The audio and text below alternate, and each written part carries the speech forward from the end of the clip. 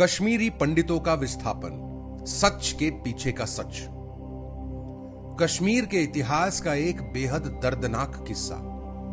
1990 के जनवरी की वो दहशत भरी सर्द रातें शायद ही कश्मीर के पंडित परिवार भूल पाएंगे।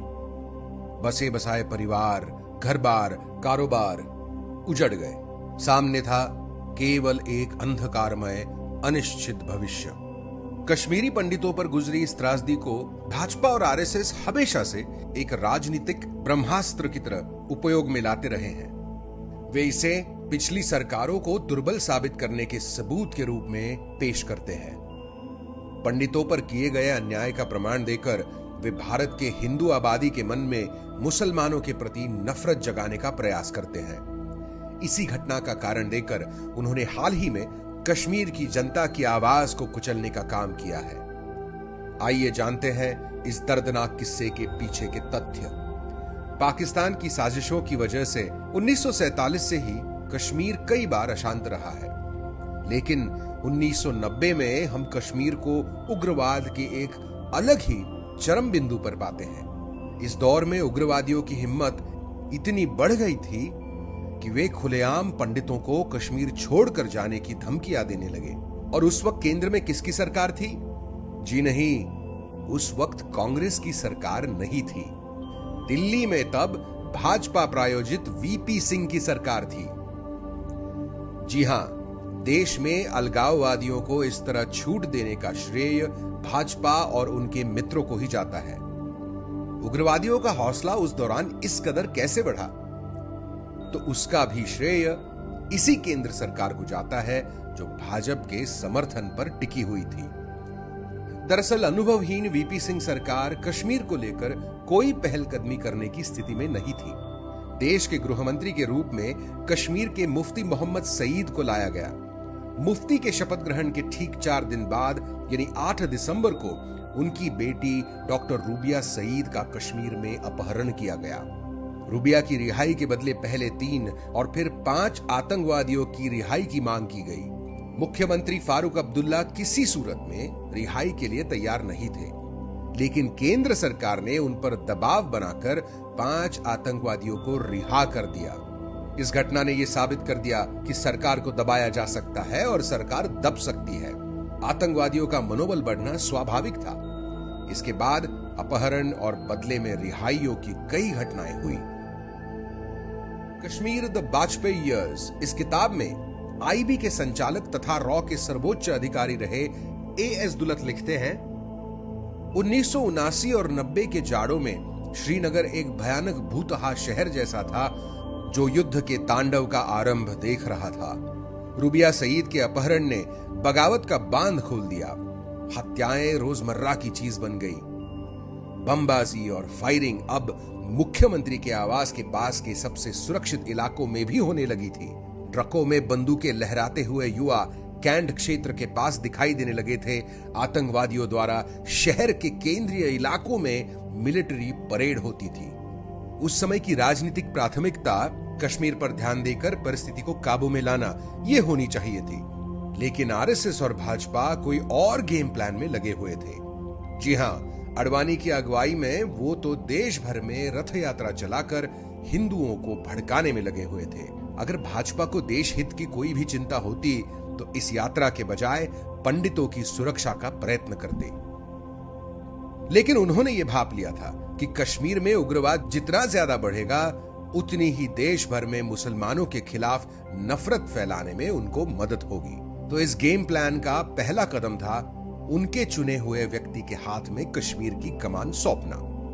उन्होंने दबाव डालकर आरएसएस विचारों के जगमोहन को राज्यपाल के पद पर बिठाया, चुने हुए सरकार को हटाया और राष्ट्रपति शासन लगाया। गेम प्लान का अगला कदम था परिस्थितियों को और तनावपूर्ण बनाना।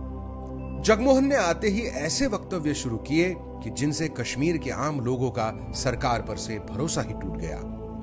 जगमोहन ने अपने भाषणों में कहा, कश्मीर का हर मुसलमान आतंकवादी है। जब तक सारे आतंकवादी मारे नहीं जाते यहां शांति नहीं बहाल होगी। इसके साथ ही लोगों पर सीधी गोलीबारी और आम नागरिकों की मौतों का सिलसिला शुरू हुआ। कश्मीरी जनता के गुस्से और असंतोष में एकदम से उछाल आया और अधिक से अधिक लोग भारत विरोधी जुलूसों में शामिल होने लगे। 1990 में कश्मीर गए जस्टिस तारकुंडे, जस्टिस सच्चर और विशेषज्ञों की टीम ने लिखा है, जनवरी 1990 में जगमोहन के आने के बाद भयावह दमनात्मक कार्रवाइयों से घाटी की सारी मुस्लिम आबादी भारत से कट गई है और उनका ये अलगाव अब कड़वाहट तथा गुस्से में बदल गया है। जम्मू और कश्मीर के मुख्य सचिव रहे अशोक जेटली कहते हैं, जगमोहन ने 5 महीने में वो कर दिया जो आतंकवादी 5 सालों में नहीं कर पाते। वास्तव में कश्मीर में उस दरमियान हिंदू और मुसलमान दोनों राजनीतिक कार्यकर्ताओं की हत्याएं लगातार हो रही थी। ऐसे में जरूरी था कि आतंकवाद से असहमत या उसके शिकार कश्मीरियों को साथ लेकर एक तरफ प्रशासन को मजबूत किया जाए और दूसरी तरफ ताकत का समुचित प्रयोग करते हुए आतंकवादियों का मुकाबला करें। लेकिन गवर्नर साहब ने उग्रवादियों द्वारा की गई राजनीतिक कार्यकर्ताओं की हत्याओं को मुसलमानों द्वारा कश्मीरी पंडितों की हत्या की तरफ पेश किया और फिर आया इस गेम प्लान का अगला कदम। जी हां, कश्मीरी पंडितों को घाटी से भगाना। कश्मीर के अभ्यासक और नेता बलराजपुरी बताते हैं कि उस दौरान लोगों की अगुवाई में हिंदू मुसलमान संयुक्त समिति बनाई गई थी, जिसका उद्देश्य कश्मीरी पंडितों का पलायन रोकना था। इसमें कश्मीर के पूर्व मुख्य न्यायाधीश मुफ्ती बहाउद्दीन फारूकी, HN जट्टू और गुलाम नबी हागरू थे। कई मुस्लिम नेताओं, राजनीतिक नेताओं और उग्रवादी संगठनों तक ने कश्मीरी पंडितों से पलायन न करने की अपील की, लेकिन जगमोहन ने संयुक्त समिति की ऐसी कोशिशों को कोई भी महत्व नहीं दिया। इसके विपरीत पंडितों को हिंदू राष्ट्र निर्माण की कहानी बताकर उन्हें पलायन के लिए प्रोत्साहित किया। कश्मीरी पंडित नेता संजय टिक्कू बताते हैं कि उस दौर में कश्मीरी पंडितों के एक प्रतिनिधि मंडल ने जगमोहन से मिलकर अपनी सुरक्षा के लिए गुहार लगाई थी, लेकिन जगमोहन सुरक्षा उपलब्ध कराने की जगह तुरंत जम्मू चले जाने पर जोर दे रहे थे। तवलीन सिंह बताती है, ये तो सच ही है कि जगमोहन के कश्मीर में आने के कुछ दिनों के भीतर वे समूह में घाटी छोड़ गए और इस बात के पर्याप्त सबूत है कि पलायन के लिए संसाधन भी उपलब्ध कराए गए। 18 सितंबर 1990 को स्थानीय उर्दू अखबार अफसाना में छपे एक पत्र में कश्मीरी पंडित KL कौल ने लिखा, पंडितों से कहा गया था कि सरकार कश्मीर में 1 लाख मुसलमानों को मारना चाहती है, जिससे आतंकवाद का खात्मा हो सके। पंडितों को कहा गया कि उन्हें मुफ्त राशन, घर, नौकरियां आदि सुविधाएं दी जाएगी। उन्हें यह कहा गया, नरसंहार खत्म हो जाने के बाद उन्हें वापस लाया जाएगा। इससे यह साफ साबित होता है कि RSS ने अपने स्वयंसेवक जगमोहन को कश्मीरी पंडितों की सुरक्षा के लिए नहीं, बल्कि उनको कश्मीर से भगाने के लिए ही भेजा था। और ठीक यही हुआ। जगमोहन के राज्यपाल बनने के कुछ ही दिनों में पंडितों का यह ऐतिहासिक विस्थापन शुरू हुआ। पंडित मुक्त कश्मीर कराने की जगमोहन की इस सेवा का RSS और भाजपा ने उन्हें खूब इनाम दिया।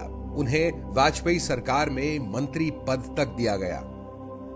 और हम ये भी न भूले कि कश्मीरी पंडितों के हालात पर चीखने चिल्लाने वाले RSS और भाजपा ने वाजपेयी जी के 5 साल और मोदी जी के 7 साल में एक भी पंडित परिवार को कश्मीर में पुनर्स्थापित नहीं किया, और वो करेंगे भी क्यों। RSS और भाजपा के एजेंडे के लिए तो ये जरूरी है कि पंडित वनवास में ही रहे।